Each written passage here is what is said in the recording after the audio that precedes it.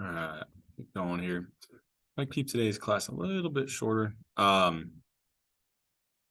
we'll kind of continue to pick up thinking about different issues in NCAA, but also if we were to have an open labor market for amateur athletes, some of the additional challenges that might present.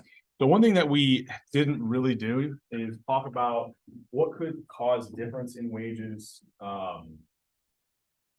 not just in demand differences, but supply differences. So I've got kind of a blank slide here, but we'll kind of go through and talk through some potential issues. So might be good to jot these down as it's not in the slides. Oh, I got to change this over to the Elmo guy.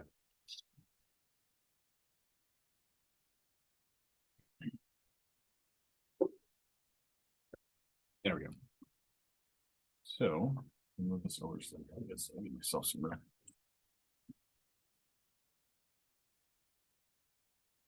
Before we were talking about, the higher revenue generating sports that led to a higher demand, which would then result in higher wages for those sports, right? Or you could even think about differences in large and small markets, right? So before we go to supply concerns, there's one more that I might have given you an example earlier before we kind of thought about collegiate athletes. But let's think about the labor market, specifically for schools that might have larger or smaller kind of national followings. So let's say, I don't know, we'll do FAU, we'll do men's basketball since it's somewhat relevant. And let's do something like the demand for labor from Duke. Right? So it could be that this player who would be willing to supply their labor the same to either school, right? If we have a larger market team, and here it gets a little bit more difficult in college to measure the market because we're not looking at necessarily the size of the city. Most college towns, like unless they're located in a larger city, are relatively similar in size, right? If we're looking at Division I schools. Okay? However, being in a program like Duke, right? Even if, one thing we could think about is that the demand curve for labor is going to be based off of the marginal revenue coming from a win for each school, but also the quality of the player, right? So if we've got a school like Duke where the marginal revenue per win is going to be higher, we would expect that the wages that school are going to be a little bit higher. So here we'll go Duke. And we'll go, I don't know, FAU. Right? So I don't have like a shining example, so maybe someone will help me think of one as we're going through this. But it could be an FAU. I don't think it would probably be as much true about them. But you could imagine that there's a school and they have an overall lower, like smaller market, right? But wherever they're located, for whatever reason, might provide additional opportunities. So I think we talked a little bit about this with professional athletes, kind of locating in Los Angeles, right? So for whatever reason, there's a school that, they're not as large of a program. They're not generating as much revenue from their athletic program. However, if you're a star on that athletic program, maybe there's a really big kind of donor in the area. So this I say donor, a really alumni with a lot of money who wants to give a bunch of money to the best athlete at that school, right? So, what schools are this going to be? It's hard to say, right? I mean, there's people who just get lucky. They went to a smaller school. They become billionaires, right? They might have a bunch of money they want to give out in NIL deals. So with NIL deals, it's not that player is generating additional revenue for the school, but it operates in a similar way where, it operates in a slightly different way where it's not going to go through the demand curve, right? But essentially now, if I continue to play at Duke, right, there's my supply curve. But with this additional kind of revenue that I can make, maybe now that same player, right, I would supply the same amount of labor, but now it's like the cost is going to be lower to me, right? Because there's all these NIL opportunities. If they paid me a wage, I'd be getting that wage plus some additional amount of money. Okay? So we can think about what it's really doing is it's lowering the marginal cost of this player to play on that team. Well, if that's the case, right, lowering that supply curve, we could see the wages at these schools get pushed down even more. But that really, we shouldn't say it doesn't matter, right? The whole idea is that maybe I would take a lower wage than I would before, but that's only because, or you can think about getting this money from the alumni or getting this NIL deal, right?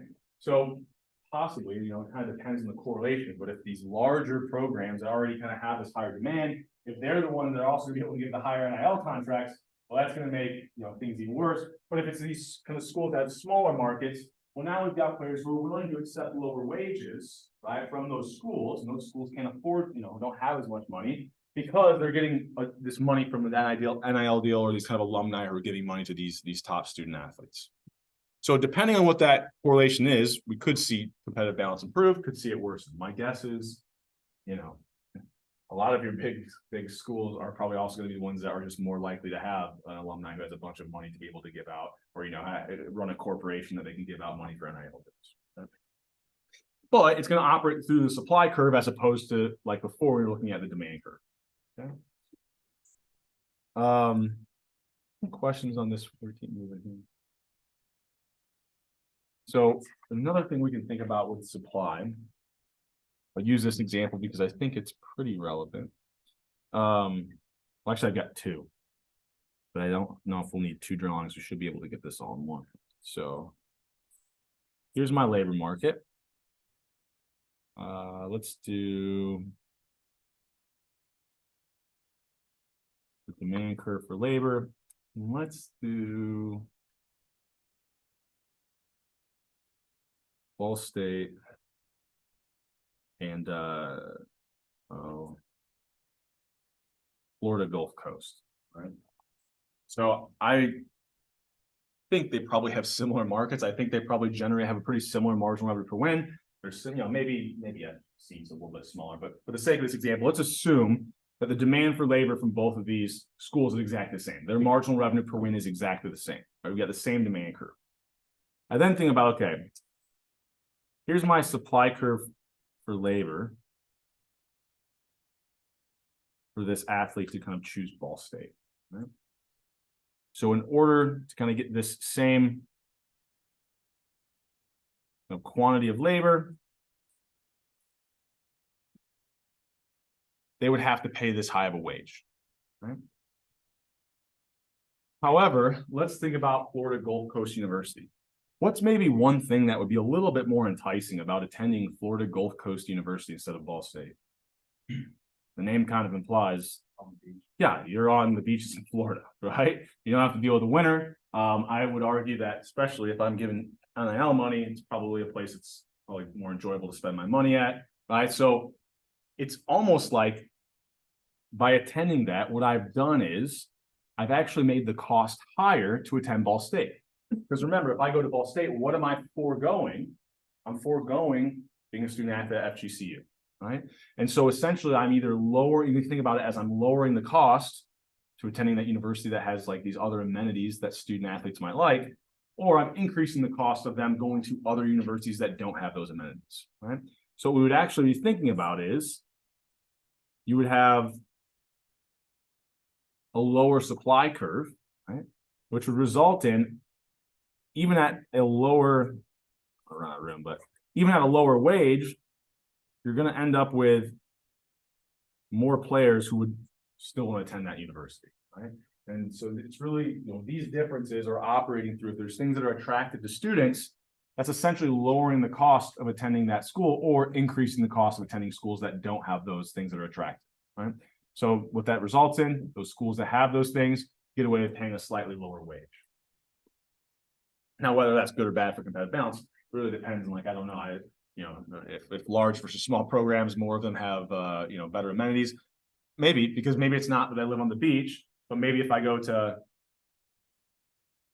oh, I don't know, instead of Ball State, you could replace this with FA, or you could replace Florida Gulf Coast with a big program like Alabama, which, would drive the wages they would have to pay, would pay players up, but also, their facilities and like the way they're treated in the community, right? It's like SEC football is a different breed, right? And so maybe the attending Alabama there, you actually would see this kind of higher supply, this increase in the supply curve to attend that university, right? Which then means Alabama can get away with charging slightly lower wages, even being kind of a large program, even though that player is worth more to them. So we can have not just demand curve differences across schools, we can also see supply curve differences. Okay.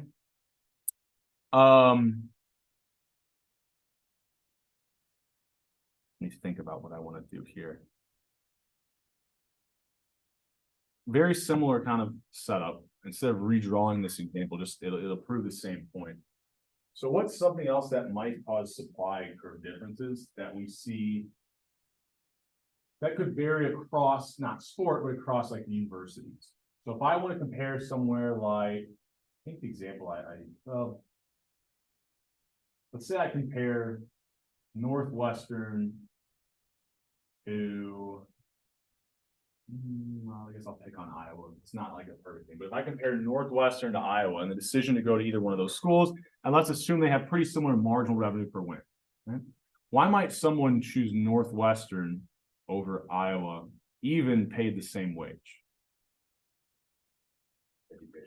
Yeah, Northwestern's like, first of all, if you can get in there, right? It's an insanely kind of high academic standards, and the value of that degree might have a little bit more than from Iowa. Now, Iowa may not be, maybe a little bit too similar, but the idea would be if I chose an Ivy League school, why might I choose an Ivy League school instead of a larger D1 program? Well, if I'm concerned at all about not being able to play at the professional level, and I think I'm going to be doing something else in my life, then I might value that higher education a little bit more, or, right, it's lowering, I shouldn't say it's lowering the cost to go to an Ivy League school, but it's making the cost of every single other school a little bit higher. Because if I could go to the Ivy League school, could get this really high valued education, by going to any other school, I'm foregoing that, right? Making the cost to attending these other schools a little bit higher, or you can think about here, right? The cost to attending these Ivy League schools a little bit lower, right? And it's really operating through that value of that degree. So that would be one thing that actually, probably some schools that are very large revenue generating programs, but also have high, the degree has high value. But I could maybe compensate for the fact that I'm in a lower market, right? And able to offer a lower wage by the fact that I know that the supply curve will be a little bit greater to attend my university if I have this really high value education or this high value degree. Okay. So we've got all these different things that can kind of shift or shift our supply curves between universities. You may think I'll do one more after this. So the examples we looked at this point, really just thinking about across university differences. So I was thinking about this one a little bit, and I probably have to kind of do an extreme case to really get at this point. So let's say got this quantity of labor, got my wage, got this demand curve for labor, and for a second, let's assume that the demand curve for men and women's basketball is exactly the same, right? So we'll assume that it's exactly the same between NCAA men's and women's. Probably not quite the case, but to prove, really get this point, we'll kind of assume that. And it could be to another sport where we're comparing men's and women's, where it's very, very similar kind of demand for labor, very similar marginal revenue per win. So if I think about, this is like men's and women's demand the same. Okay. So each one would kind of offer similar wages. Okay. However, if I think about the supply curve to labor for women, right? What are they foregoing by staying or attending university for another year? So maybe like, just for the sake of really getting at this, let's think about seniors or juniors who are thinking about coming back for their senior year. So they'd take this wage, right? what is the real marginal cost to supplying their labor? Well, yeah, there's some psychological costs, right? There's probably some costs of just being a student athlete, some actually explicit costs, but there's also huge opportunity costs, which are, well, if I stay for another year, I'm not earning whatever wage I could earn playing professional, but if this person could go to the professional leagues. So what if we think about men's basketball, right? What's true? Remember, the supply curve representing the marginal cost, which includes opportunity costs. If I'm kind of a star NCAA men's player, what's probably true about the amount of money I can make in the NBA versus a star female player could make in the WNBA. Talked about this before, but I mean, if you just look at the attendance numbers, you know, insanely higher salaries, right? So what's that mean? Well, that means that to supply my labor at the collegiate level as a male basketball player, I'm incurring huge costs, right? I might be giving up on millions of dollars, right?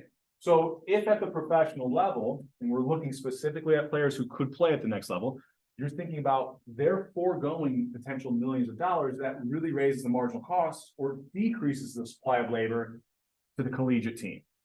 In fact, I drew it so extreme in this case that for most men's basketball players who could play at the next level, what's the optimal decision? To supply no labor to a collegiate team, right? That cost is so high, it makes more sense for you to move on to the next level. And so the reason I thought of this the other day, because I think it's a pretty good relevant example. And I don't know the numbers off the top of my head, but I'm taking someone that told me this, that there were, that they've looked at the data. But you know, a lot of female athletes, like in a lot of women's basketball players, we don't see as many of them leaving early as we do men's basketball players, and that's likely a result of the opportunities, right? What they're foregoing at the next level isn't near as great as what some of the men are foregoing, right? The salaries in the NBA are significantly higher than the WNBA, and so we see a lot more women basketball players on the NCAA level kind of staying for 4 years, you know, all 4 years, as opposed to kind of looking at your higher quality male players. Right? And it's really being driven off of this kind of difference in opportunities at the next level, because that's your opportunity cost of staying in college. Right? So what's something that might mitigate this a little bit for men? So the opportunity cost is, you make a lot of money at the next level. Right? We have to remember, yeah, we are factoring in opportunity costs, but we're still looking at the marginal costs, right? So before, what my marginal cost would have been is maybe, you know,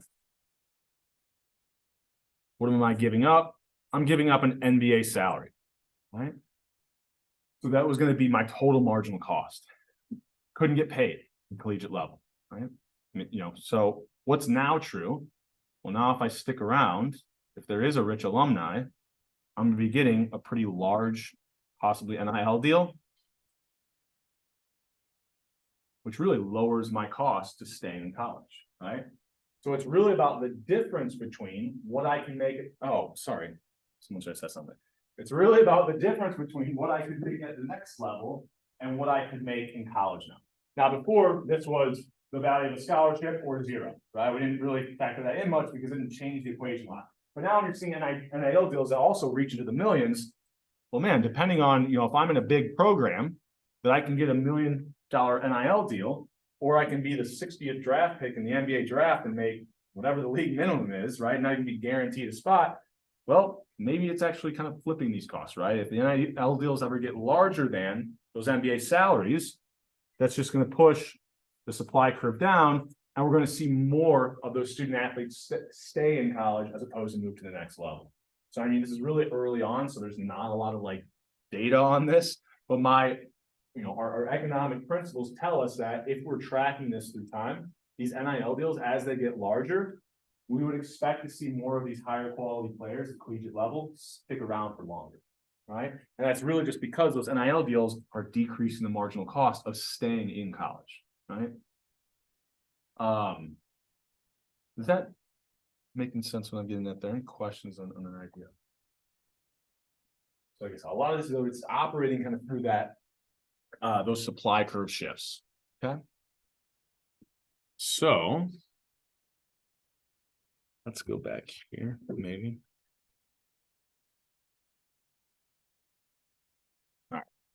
So with this in mind, right, we're thinking about some of these other issues that are surrounding NCAA athletics. So we looked at all these supply differences, but we could also run into some other issues. So if they did become employees, they might be subject to other labor laws. Like I'm not, I'm not a law of economics expert. It's not my expertise. But I would imagine if they do kind of have this free and open labor market, having, paying student athletes and employees, they're going to be subject to all these different labor laws, right?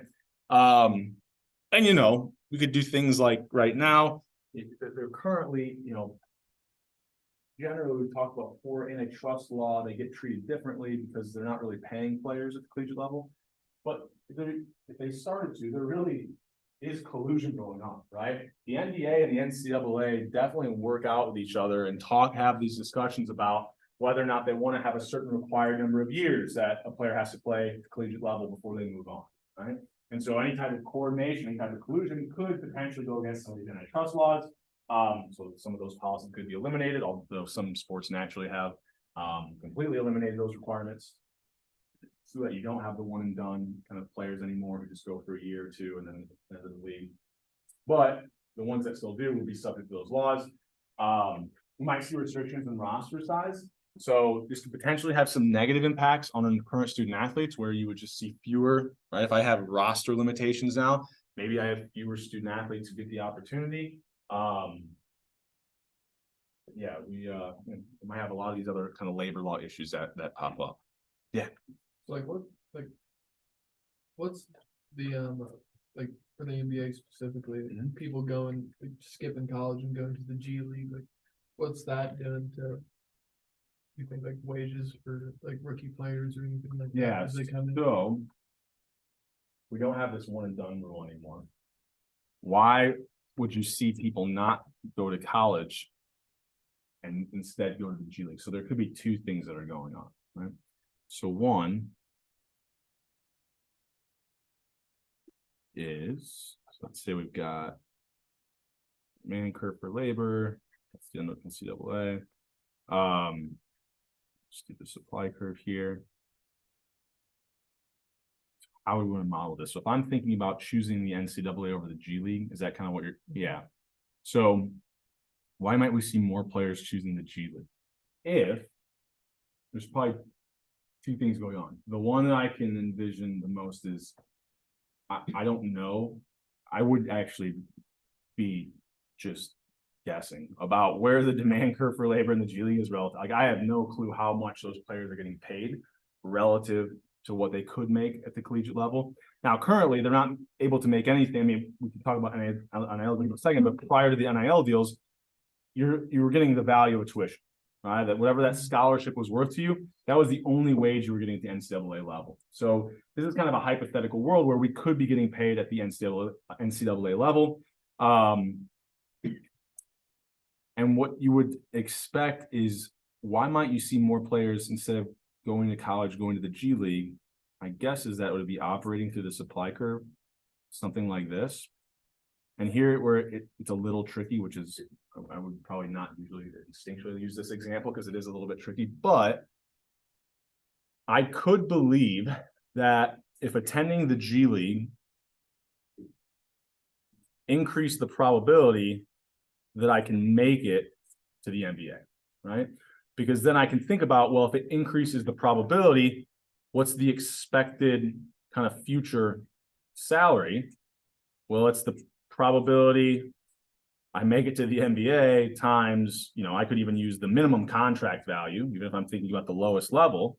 So if I increase that probability, I'm increase my expected salary in the future, which means the cost of playing in the G League is a little bit lower than the cost of attending NCAA.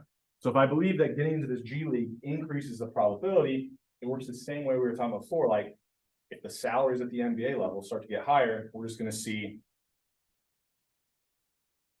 more players start to choose that option instead. Yeah.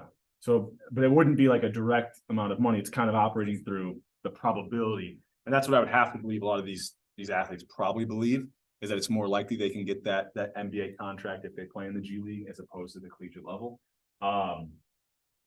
But like I said, there also could be some demand differences there. I have no idea what the salary some of these, and the ones that like are signed to a contract and then put in the G League, that's a little bit different story. But like some of them are just kind of getting that real league, minimum salary. I don't know what that value is. I think the average is like 40,000. Yeah, so it's pretty low. So I mean, if you're thinking about, demand might look pretty similar, or the wage that they could be offered might be pretty similar to tuition or admissions, like in some regard, right? So then by staying, if those values are similar, staying in NCAA, there's like not a huge opportunity cost. The opportunity cost could be, though, if that probability of making it to the NBA is a little bit higher by going to the G League. I'm not even sure. It'd be really hard to parse out which one of those is really driving that without some pretty good data. It's a good question. It's really different with the G League, like the ones skipping college, because they're like invited and actually paid like a pretty good bit. So They're there's not getting the minimum, they're on. okay, so that would explain even more so that supply curve increases. It's not even doesn't have to operate through the probability. It's just operating through the fact that if they don't sign with them, they're foregoing this huge, like almost not guaranteed contract, but large contract amount. Yeah. So really anything that would increase that expected salary, whether or not it's the amount of money they're getting paid or changing the probability for future earnings, it would still have kind of a similar impact, lowering that supply curve, resulting in more players kind of choosing that G League relative to the NCAA. And this is also a simplified model in which we're treating every player the same. We're really talking about holding constant the quality of the player. Here's the implications, right? And then maybe the supply curve for different quality athletes looks different because for some of them, the G League, if they're a higher quality, is going to offer them a much higher amount. So the marginal costs to a high quality player might be very different than the marginal cost to a low quality player. Yeah. And we could complicate this a lot if we really wanted to. Any other questions? Are good questions. So something that's good for me. It's good for you to have to think of these things on the fly. So this is these are interesting things. So a lot of what I'm showing you, if you're making some of the assumptions earlier, like the demand curves are the same. In practice, we're going to have like all of these things happening at the same time. They're going to be much more complicated models. But as long as we can understand how each individual factor is going to impact things, it just becomes a little bit more work, right? Where are we at in time? Okay, we're fine. Oh, what did I want to say here? I think I might skip ahead here because this isn't based off what we've talked about. Yeah, so based off what we talked about, we'll take a little bit different direction. So I'll probably move those slides around. I might repost them on Canvas. We're going to jump down to the 3 or 4 slides to the one that says demand curves. So we think about what other potential downfall could come from paying players or even currently the NIL deals that are being offered. Okay? So one issue could be that if demand is linked at all, if demand for the sport of the NCAA, basketball or football or whatever sport you're looking at, if it's linked at all to the fact that these are people who are amateurs and not being paid, or kind of this love of the game aspect, we might have some real problems. So if we think about a scenario, well, I'll just use this, I don't know that, where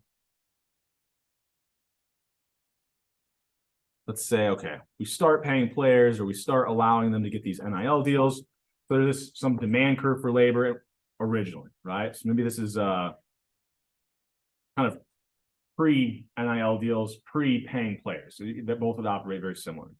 You've got the supply curve for labor for these players. And we're like just looking at one specific team. Like we're just, this is the average, or we're just thinking about the same team. How would that team be impacted by, we now start paying players, we now allow for NIL deals. The problem is the demand curve for labor, composed of the marginal revenue per win times the marginal wins coming from labor. If fans like the sport less because it's now being played by paid players as opposed to amateurs for the love of the game, we might see demand curve decreases. So we can kind of think about post NIL era or post we begin paying players. We could see a demand curve decrease, which, prior to the adoption of this, paying players or NIL deals, we would have expected wages for players to be pretty high. Afterwards, though, if there is a pretty large demand shift, we could see wages be significantly lower. And we could even end up, worst case scenario, I guess, in this situation where my tuition remission, okay, the NCAA started allowing this thing, thinking, oh, this is going to be better for players. They're going to be able to earn these higher wages, and it's going to be having even greater value than what their tuition remission was. However, once instituted, we see this huge demand decrease. Well, now they're actually worse off than they were before, right? And so, well, I shouldn't say they're worse off, but it's a value that was lower than that tuition remission if that's still not offered to the player, right? So we might want to be concerned with these demand shifts from allowing players to be paid. I don't know, it'd be interesting to look at as the NIL deals kind of grow, what happens to the demand for collegiate sports, right?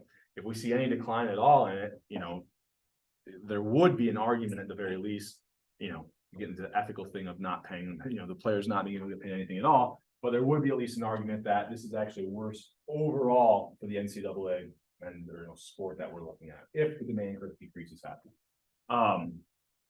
I don't think that's like a far-fetched kind of hypothetical, right? Like that, you listen to old curmudgeon men talk about sports, like this is one thing that they hate, right? Like I said, is that everybody like college sports is because the players aren't earning these absorbent kind of salaries. So that could be one demand concern that we have. Also, we care about competitive balance. And so if we allow teams to start paying players, we've already looked at larger market teams are going to be able to offer players of the same quality much higher wages, meaning more of your talent's going to be concentrated in a smaller number of high market, but high quality, high market, Power 5 teams. If competitive balance gets worse, what happens to demand for the sport overall? It starts to decrease. Similar kind of effects. It's decreasing demand. It's going to push the actual wages players end up getting down a little bit.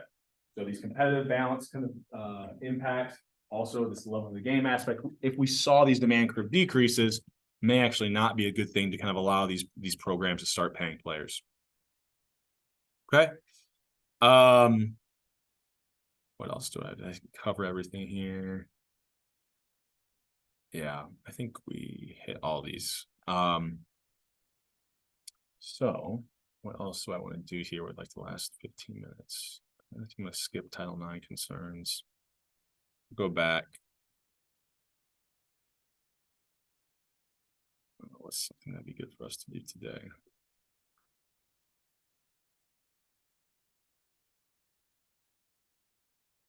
All right, let's think about this. So let's think about how paying players could also be suboptimal for some student athletes, but optimal for others. So I'll kind of use this idea and we'll think about another hypothetical world. And I don't think that this is a far stretch either to imagine that this might be a way for some universities to reduce their own costs, but also avoid some of the labor law kind of issues where maybe I'll give my players the option. I can either give them a wage or I can give them a tuition remission. So we'll kind of use this hypothetical world where the student athletes are choosing between kind of this scholarship versus being paid by the university. So let's say we've got the demand curve for labor coming from some university, right? And I'm going to think about, we could just do high quality, low quality players, right? So let's assume, for the sake of this example, high quality and low quality players are offering their labor at the same level at every given wage. Okay? The demand curve for my high quality players is somewhere up here. And so I would expect them to be earning this wage. Right? And I could think about maybe my tuition remission value is right here. Okay? So if this player was given the choice, would they like that tuition remission or that scholarship as opposed to being paid? They would choose to be paid. Right? However, what's going to be true if I have a low quality player?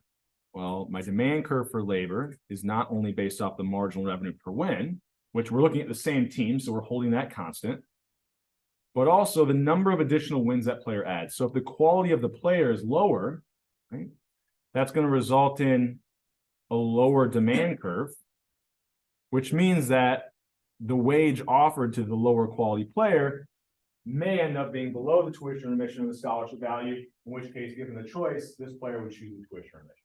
Okay? So, I don't know, this is kind of highlights that it doesn't have to be operating through like just the different sports. This could be the same sport, same school, but players of different quality are going to have different wages offered to them, right? And those wages relative to what they were earning before may look very different. Right? You know, so if we really wanted to get crazy, we could do like, you know, high and low quality player on a low, you know, small market team, high quality player on a large market team. Think about where all these wages are at. You know, you could do a pretty comprehensive look in this if you knew like the distribution of the marginal wins coming from labor. If you knew the marginal revenue that these different, which we kind of have that revenue data for the college programs, at least the football and basketball programs. So you could really kind of get a pretty good idea about how many of these schools are we going to see players being paid below current tuition value? How many players are going to be being paid above that value? In fact, I attached some slides here that we'll just skip down to since we're having this discussion now. I'm kind of freelancing this today about the order of which I want to cover things. So I'm going to scroll down here. I think it's right here. Yeah. I think this is what I was looking at. Yeah. So there's this kind of cool study.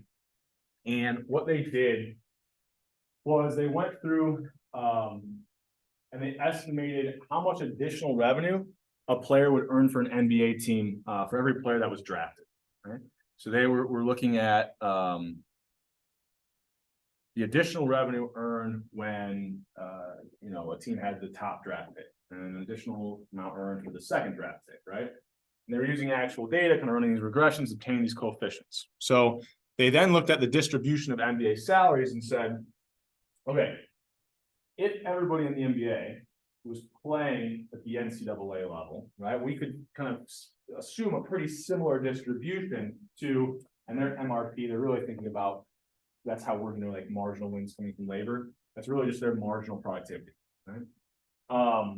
And they were looking at kind of these star players, what the distribution of the marginal wins that they added was, as well as the additional revenue earned. Well, that's the two things you would need to determine the demand curve for that individual player's labor.